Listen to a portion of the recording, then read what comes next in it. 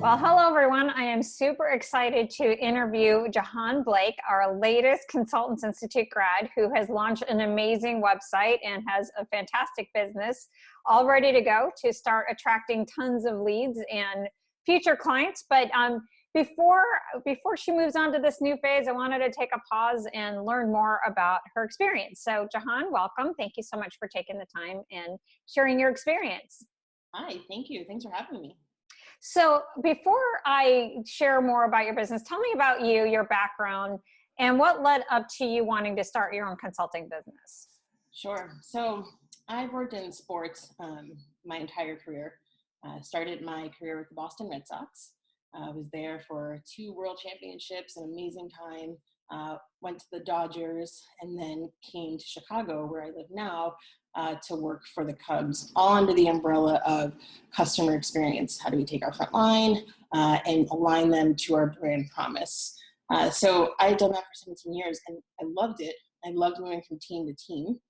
And then I met my husband and I finally felt settled in the city and decided, you know what, I love what I do, but I know that if I do it for multiple organizations, I can do it quicker, faster, better, and have a little bit more freedom as well. So that's how I got here. So it sounds like there was a combination of a personal journey and a professional journey. So it sounds like what I'm hearing you say is, from a professional standpoint, you like the opportunity to go from different club to club to club and working with all the different organizations. So you knew that there was an opportunity to go to the next level from that standpoint, but then also getting married, that you wanted to kind of to create an alternative kind of stability for your lifestyle as well. So it seems like there was twofold.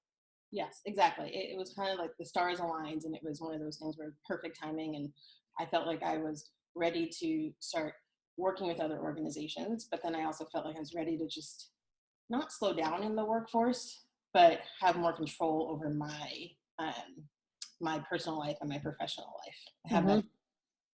So that's a key word I hear a lot, is like taking control. Like that was there a feeling that when you work for somebody else, it's sort of like it was great for a while, but not feeling like you have all the control over, your earning power, your time? And what was that experience like that made you feel like I need more control?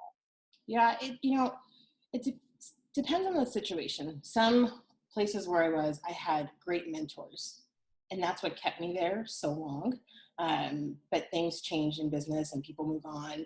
And so I didn't always have that. So I noticed that when I didn't have a mentor and I didn't have the structure that I liked, that made me want to be out on my own, right? So when you have a great working relationship with somebody and they understand your working style, they understand that, you know what, Jahaan is on from 9 a.m. to noon. And after that, her brain shifts and then she starts again at like 6 p.m. Whatever it may be, having that understanding with somebody made my life easier, allowed me to do my best work, be the best version of myself. So when that was taken away, it was the one thing that just was always hanging over my head. And I just knew I could be a better version of myself. So that's what kind of led me to just branch off on my own. So interesting, because it's a combination of like, I need the environment to support what I did. And then once that happened, it's sort of like the challenge that for others might seem as something that was negative, you turned it into this opportunity to push you towards moving towards what you wanted to do. Yeah. So if you've been wanting to do this for a while, what held you back? Like what kept you from taking the leap? What's funny is having that great working relationship with somebody. I get my energy from other people. I love being around other people. I love people just when we get each other, right? And like we just work well together. So when I have those situations, I just didn't want them to go away. So that would kind of just keep me in that sort of, well, this is comfortable. However, on the other end, I had my father and my inner, dialogue, if you will, just poking me saying, you know what you really want to do. Like you have this safety net. Yes, it's great. You have this great working relationship, but you do know what you really want to do. You've always been like this, since a young age. You started your own soccer training camp, for all the younger kids when you're in high school, to help them get to where you were. So I knew it was in me, but it was comfort in a very positive way that I was afraid to kind of step away from. Wow, that's so interesting because at the end of the day, so really at the end, what I'm hearing ultimately is you've wanted to do this for a long time. It fits your personality. You've always had an entrepreneurial drive. And when it was too comfortable or when it was just enough good, that's actually what kept you there. And then when it became less good, that's when it propelled you forward. So that's the hidden gift is as being when it's just good enough, it's actually probably keeping some people from moving forward to what they really want to do. Right. Yeah, exactly. So tell me about the experience since you left your full-time employment and been out on your own. What's been some of the highs, some of the lows, and what have you learned along the way? So again, the stars just aligned. When you want to do something, you figure out a way, and you think everything is pointed towards pointed towards you, and so the focus is on you. So when I decided to leave, I had a right out the gate. I came out hot. I had a 6-month contract to work on Superbowl and work partner with another organization to help them with their relationship with the NFL. It's perfect. It was one of those perfect opportunities. And so then after that, same thing. I posted something on Instagram about being done with Superbowl, and someone called me that day. I had slept less than 20, maybe, I was up for 20 hours, and someone called me like, can you come and help us with the project? And so it just kind of snowballed for the past year and a half of different projects that I could do. So it made it sort of easy. But the one thing that was missing was my identity. And like, I didn't have a chance to pause and say, okay, what's my brand? What am I going to focus on? Because I can do a lot. I can plan your events. I can do customer experience. There's just a whole bunch of things that I love to do, but I didn't feel very focused. I did not have a website, business cards, or anything. Still operating off of Gmail, which isn't bad, but I just knew that for me, I wanted a brand around what I do, and how do I package it up and sort of, take it to people to help them. So it was great at first, but then as I started to slow down, I'm like, okay, and then I got married in between all of that. Wow. Yeah. So it's like the same part of the story is when things are just good enough, it actually masks the work that you really need to do. So once the work kind of settled and the marriage was established, then you realize, okay, I needed to set up this foundation of my business. Exactly. So you keep talking about sports. So I would make the assumption if I was listening in that you're a consultant to sports related organizations. Is that what your brand's all about, or how would you describe the brand that you've identified? So I work with organizations who have a frontline staff, and I help them align their frontline staff to their brand promise. So this can be sports, hospitals, it can be any different industry. Yes, sports is my background, but the great thing about frontline staff, and then for them to be able to do their job, is it's all the same, right? It's all scalable, if you will. You can from organization to organization, because at the end of the day, when you have a frontline staff, they've taken this job and they do want to do well. Everyone has different motivators, but they do want to do well. You have to give them the tools to do so. So how did you move your understanding from, hey, I work with sports organizations, the kind of work I've been doing, like I got work with Superbowl, to really pivoting your understanding to say, you know what, it's really organizations with a frontline staff. Like, how did you come to that realization that your brand was actually a lot bigger than you thought it was? It's a couple of things. One is, one day I was just like, oh, this is what I love about my job, is the employees. It is the one thing I miss about working for, in corporate, is being able to see the frontline employees and being able to hear how they're doing and how they're growing. And I knew that was it. I was like, that's the thing that's missing. And that is the most important thing to me, because it helps your brand. So it's really completely can transform or make or break an organization and a customer's experience with them. So I knew that was it. And then I also knew that when people would move on from different jobs over my last 17 years, they would still call me regardless of what industry they went to. And how do I do this? How did you get, this group of employees to deliver so well on this? How did you turn this ship around? So, and I knew people were having troubles at their different organizations. So that's when I knew I can take this to other, outside of the sports world.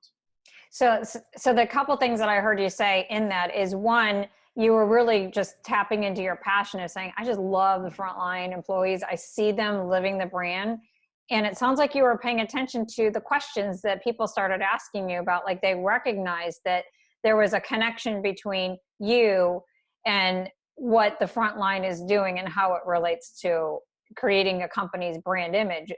Frankly, in the view of the marketplace, it's all they make it or break it on the front line. Yep, exactly.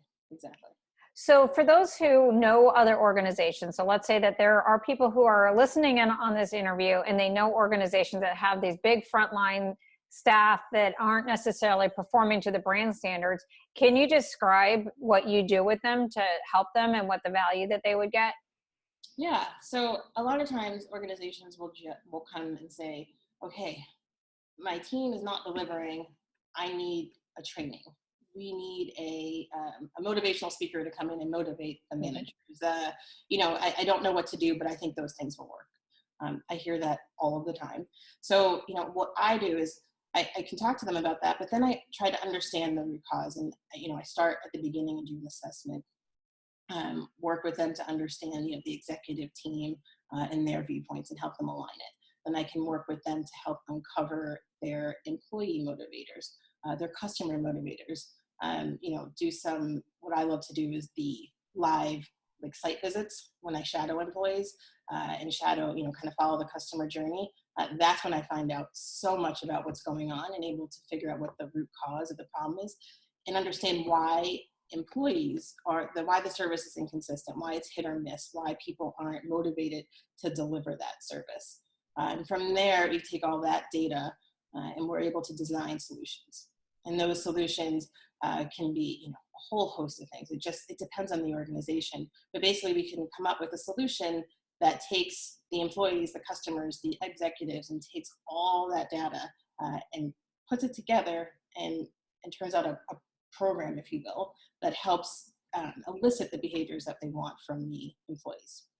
So it sounds like you're doing a lot of assessment, a lot of digging, get to the root. And once you figure out the root, then you come up with a customized solution for that particular client to help them implement it based on whatever their starting point is, whatever they have or whatever they don't have. You customize it. Mm-hmm. Yep. So it's interesting. You mentioned the coming to the training. And one of the things I always say is training is often necessary, rarely sufficient, because that's the number one thing that people think why they reach out to a consultant. Why do you think that is? Why do you think that training is such a go-to solution? Everyone talks about communication. Communication's bad. The employees are complaining they don't know enough. They don't know how to, do their job. And so let's train them on how to do it. So it just seems like, okay, if I tell them what to do, they will go and do it. When unfortunately, there's a lot more behind it. And how do you motivate, how do you inspire your employees to deliver the behaviors that you want to see? So it's you've got to move them beyond the idea okay, this might feel like a quick win, just tell them what to do, when there's a lot more factors that probably take longer, but will give them better results. Right, exactly. So you seem really clear about your brand.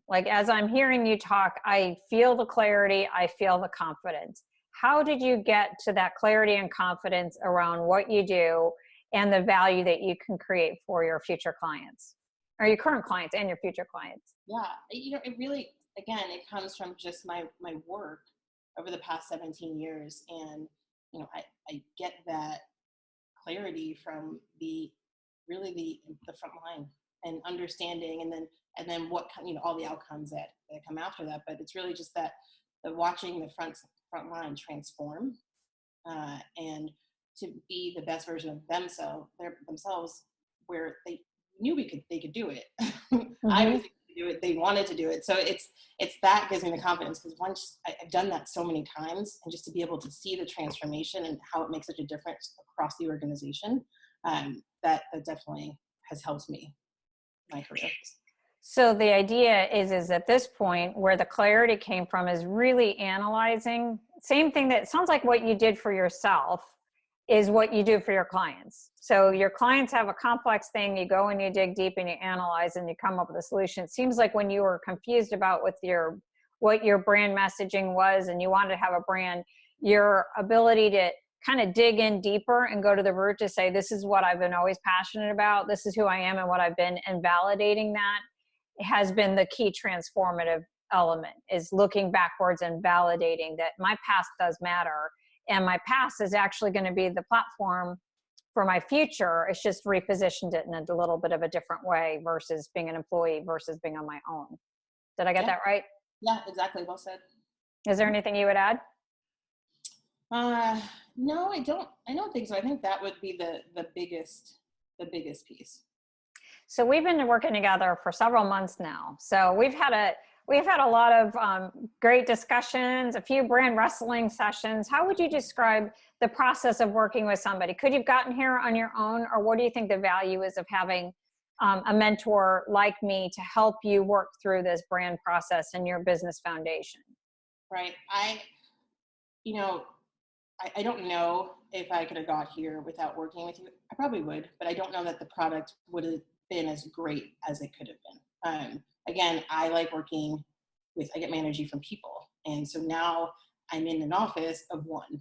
Yeah, that's a huge issue. Right. So, how do I, who am I talking to? My husband doesn't know how to, start a brand or a website or any of those things. You would just say, oh, Jahaan, that's so great. I love whatever you're doing. Yeah. Oh, good. I support you. It's not what I need. And I don't need, and I love everybody, all of my, old colleagues, and, they were very supportive and give great feedback. However, I just needed somebody who was on, the outside, and who has done this before, and I can leverage their expertise. So I didn't know what I needed, but thankfully somebody did. When I was talking to them, they heard what I was saying and referred me to you, and it was perfect. It was one of those no-brainers, like, okay, how do I do this? Regardless of like how many clients I had or how much money I had, it didn't matter. Just this made sense. This was the right investment to propel me to what I wanted to do a lot quicker. And like you said, go slow to go fast, and all of that, just, it made sense. So I just feel very confident in what I'm doing and my approach because of your expertise. Oh, thank you. So, but all processes are, I know I challenge my clients because I'm helping you pursue your best, because I'm not interested in just a business that will make money. I'm interested in helping you create a business that aligns, with your greatest gift and your strongest passions and everything that's really important to you. So there is some degree of a pushing part. What would you say are some of the places where I've pushed you that has been the hardest for you, but you're so glad that you got pushed there because now you see something better on the other side? Well, that's a good question. You pushed a lot. It's funny is whenever I go work out, and when I'm in the middle of it, my workout, and the instructor is trying to motivate us and yell at us, and in a positive way. I don't yell, by the way. I'm not a yeller. Not yelling. And cheering, I should say. Cheering. Yeah. I always, in the process, I'm like, oh God, I hate you, Nina. Whoever it is, I just at that moment, I'm like, I'm so mad at her right now. And then when I'm done, I'm like, oh, that wasn't that bad. I'm okay. That was great. I feel much better. So glad I came. So it's the same thing with you. I don't ever say I hate you, but I'm like, oh, Betsy. And I know that if I don't, I know what you're saying is right. I just, in the moment, it's harder. But then when I'm done, I'm always so pleased with the outcome, although it's difficult sometimes to get there. And I would say the difficult one that I'm talking about is just the writing portion, right? And how do I reframe it so my website's not like everybody else's, right? Mm-hmm. How do I tell the story of what I do? So often when I, was in corporate and would, need a consultant for whatever reason, usually it was for market research, bring someone in, I really couldn't tell what they did on their website. I didn't really know what they were, what made them set them apart from other organizations. And we saw that a lot. So I knew, I was like, it's the right thing to do, but how do I make these words sound authentic? Yeah. I don't want to sound like a salesperson, but how do I make them sound authentic, but be able to speak to my ideal clients, if you will. So I would say that was the toughest part, just shifting from business writing to, I guess, marketing writing. Yeah, I think that that's a challenge for most people because think about it, we're all trained to speak corporate lingo, and to be successful in a company, you have to be able to string together all that corporate lingo and sound, somebody's going to be able to understand it. But from a marketing standpoint, you could do that. I mean, you could have a website that has a bunch of marketing lingo, but it really still provides that barrier.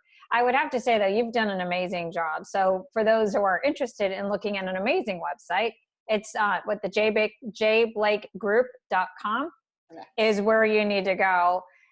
You've done an amazing job too with your images. One of the things we talked about was how important it was to have images on your homepage and to create that connection with your future clients. And you just did an amazing job with your images.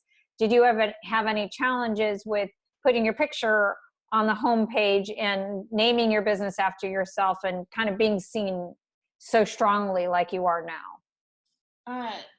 No, not necessarily. Again, I wanted people to know, like, this is me. Mm-hmm. This is who you're working with. Sort of.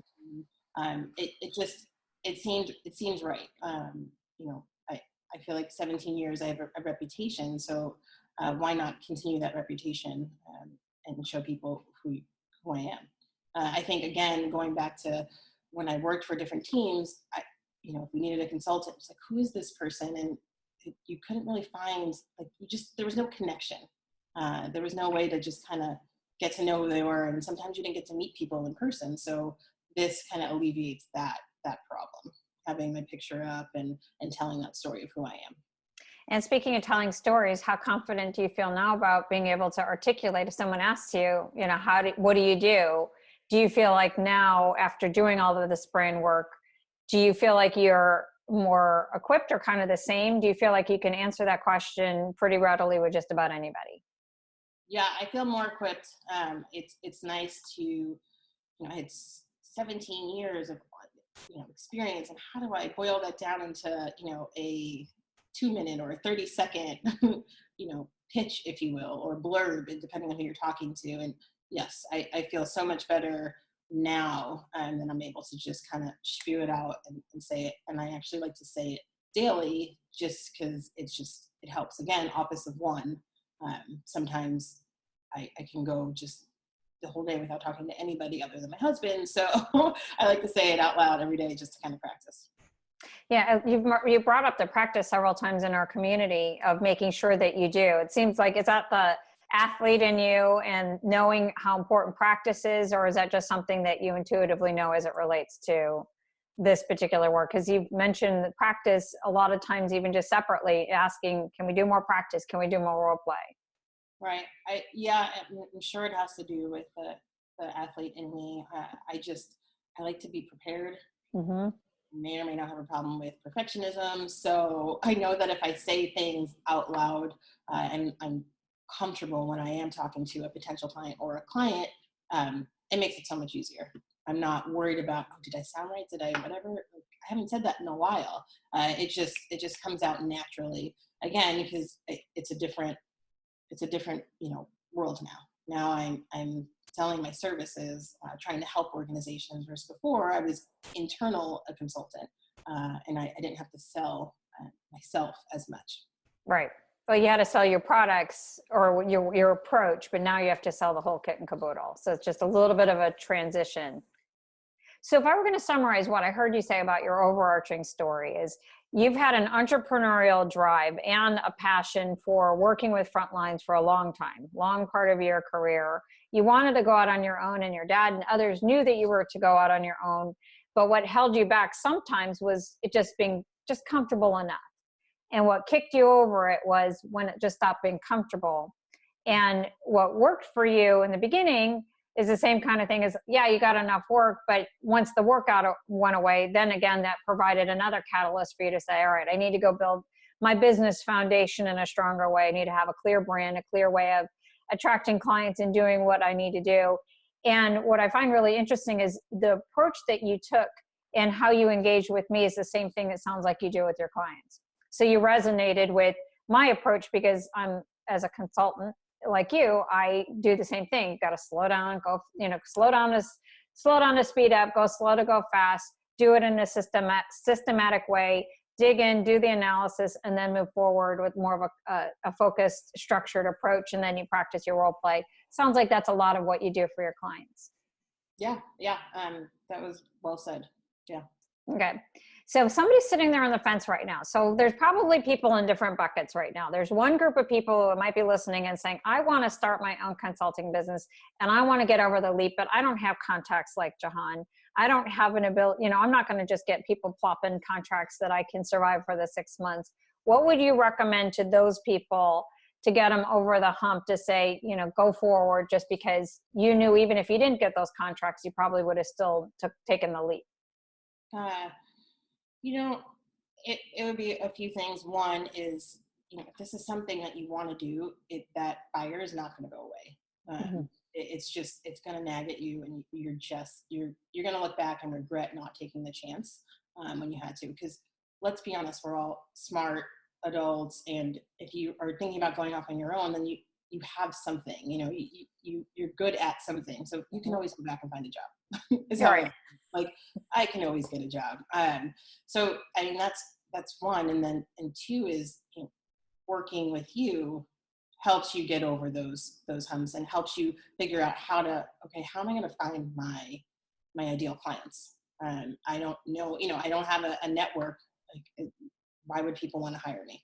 I'm telling you, just from being on the other side, when you use the model that Betsy has, that you have, it helps you get there. It helps you land those clients, or start to, people are going to start to notice who you are because of your approach. I definitely, just being on the other side and not looking at all these websites and trying to work with all these consultants, and nobody ever had a website like yours. Oh, yeah, like mine? Well, like yours, or the way the approach, and like the way no one, everything was, just a website and a bio and an approach, and it wasn't very thought out. Yeah. Well, that's one thing I for sure do, is think it all out, just like you do. That's where it's like, I'm a lot like my clients. We kind of think alike. So there's another group of people who might have said to you is that they've been in business like you did. So you had a certain period of time where you could have gone contract to contract, and they might say, well, I'll just continue to go to contract to contract, and until I get a ton of money, I'm not going to go invest in somebody. What made you decide, regardless of the money I have or how many leads I potentially can land for another 6 month gig, what made you stop and say, I want to go and build this foundation? I'm really just competitive. I wanted to put a product out there, and I want it to be, I wanted it to be great. So I knew leveraging the expertise of somebody would just make sense. And really probably just competitive against myself and just continuing to want to advance my career. So, when I was in sports, that's all we did was benchmark and learn from each other and learn from different organizations who did it well. So why wouldn't I do the same for myself? That makes a lot of sense. Yeah. That makes a lot of sense. Well, the thing that I loved about working with you on the whole is just so much of your thoughtful approach and how you handled your business development. And I feel like for me on the other side is the kinds of questions that you asked me, or could you do this, or you could offer that, help me refine even the way I was delivering what I was doing, because there's things that I offered, but I didn't know if it was valuable or not. But I really appreciate the way that you just are constantly, you're just this continuous improvement junkie. You're never going to be satisfied. You're always going to be there, and you really push everybody around, which is what makes me so excited about your brand, is that front line. A lot of people right now have huge issues with the front line. It's such a major issue today because you're dealing with organizations that don't have a lot of money to invest, or they don't let me rephrase it. They have money to invest, but they don't always do it in the right way, because it's more that short term. Let's get a motivational speaker, plop a bunch of money. And now what are we going to do here? Or they might go and put the training program in there, or just do some rah-rah recognition. And what makes me excited, and why I even have the Consultants Institute, is I want people who are going to provide real solutions. And I know from being in this field for so long, you're going to be somebody who delivers that frontline experience that aligns with a company's brand promise. You are going to be able to take a hospital and make sure that the entire patient experience from every single touch point is going to be perfectly aligned and give that patient that superior experience. Or you could take it from the sports angle, you could take it from a hospitality angle, you name it. You can do that. And imagine what our world is going to be like when you get all those clients to be able to do that, what all of our customer experiences are going to be like. Imagine what our world's going to be like where we call up a call center, or we go somewhere and we're not getting dropped around everywhere and getting caught in this endless phone tree. I cannot wait to see the impact that you're going to have. And just, if I play a teeny tiny role, I'm super excited. But for anyone who's listening, please check out Jahaan's site, jblakegroup.com, or I do this wrong all the time because when we're on our calls, I always miss you. thejblakegroup.com. I will put a link in the transcript, and go check her out. She's amazing. Anything else that you'd want to say about your business growth experience? And I just didn't ask you the right question. No, I think this has been great. It's been fun chatting with you. And I would definitely say you played more than a little part in the success that I've had so far. So it was more like, yes. Yeah. So, thank you. All right. Thanks so much. Thank you.